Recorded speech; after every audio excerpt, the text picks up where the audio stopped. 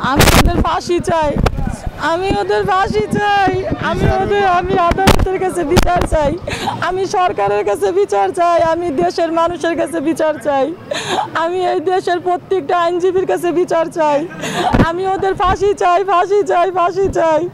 আমার ফ্যামিলিকে ওরা যেভাবে নির্মমভাবে হত্যা করছে, ইসরায়েলরাও এভাবে মারতে পারে না, ওরা যেভাবে নির্মমভাবে মারছে, আমি ওদের ফাঁসি চাই।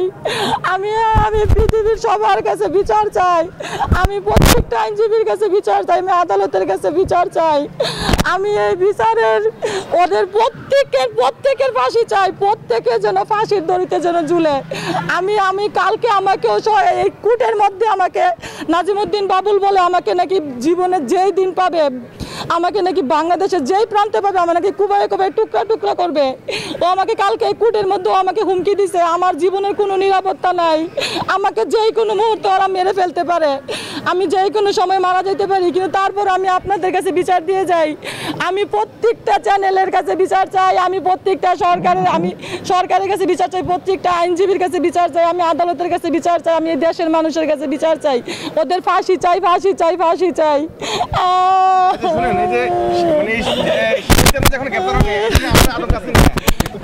শিমুল চেয়ারম্যান এখনো গ্রেপ্তার হয় নাই, ও কোথায় আছে?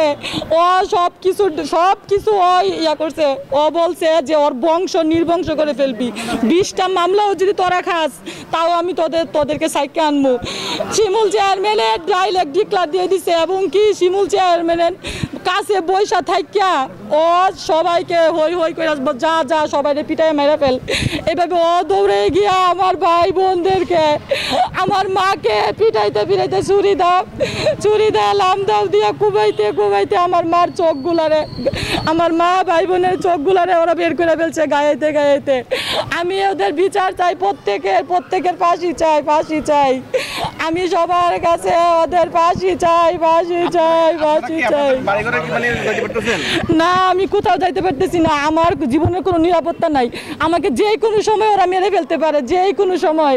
ওরা আমাকে ফোন দিয়ে হুমকি দেয়, ওরা যে তুই বাংলাদেশের যেই প্রান্তে থাকবি, তোকে আমরা যদি পাই তোকে আমরা টুকরা টুকরা করব, তোর ফ্যামিলির সবাইকে যতগুলো টুকরা করছি তার চাইতে আরো ডাবল টুকরা তোকে করব, তোকে কুবাইয়া পিস করে তোকে মারবো, আমার বাচ্চাদেরকেও নাকি ওরা পিস করে মারবে।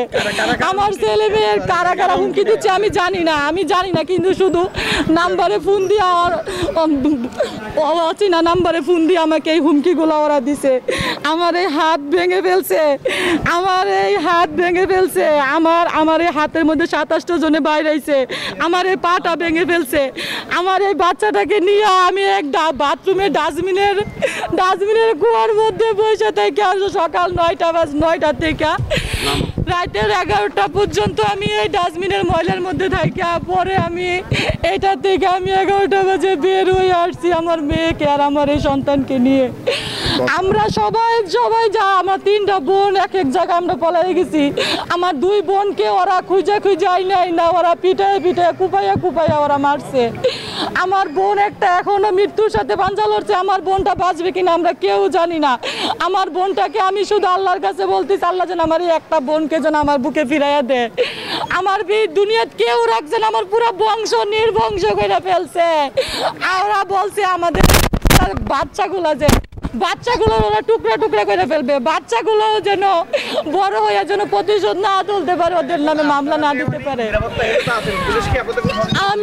আমি কোনো নিরাপত্তা নাই, আমাকে যে কোনো সময় মাইরা ফেলতে পারে। আমাকে এই নিরাপত্তা কে দিবে কেউ আমি জানি না, কার কাছে আমি এই নিরাপত্তা চাই। আমি আপনাদের কাছে নিরাপত্তা চাই, আমাকে আপনারা নিরাপত্তা দেন।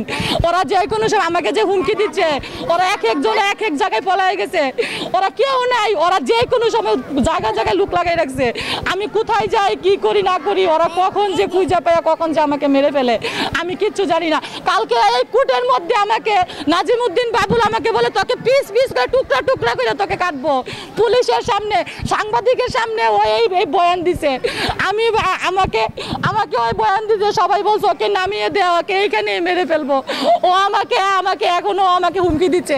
আর এই নাজিমুদ্দিন বাবুলরে আমাকে একজন হুমকি দিছে যে নাজিমুদ্দিন বাবুলকে যদি আমি আসামি করি তাহলে আমাকে ওরা বাংলাদেশের যেই প্রান্তে পাবে ওই প্রান্তে আমাকে মারবে। কিন্তু ওরা ওরা নিজেরাই আইনের কাছে ওরা ধরা খাবে, কারণ ওরাই অপরাধ করছে, ওরা বাঁচতে পারবে না, আইন ওদেরকে শাস্তি দিবে।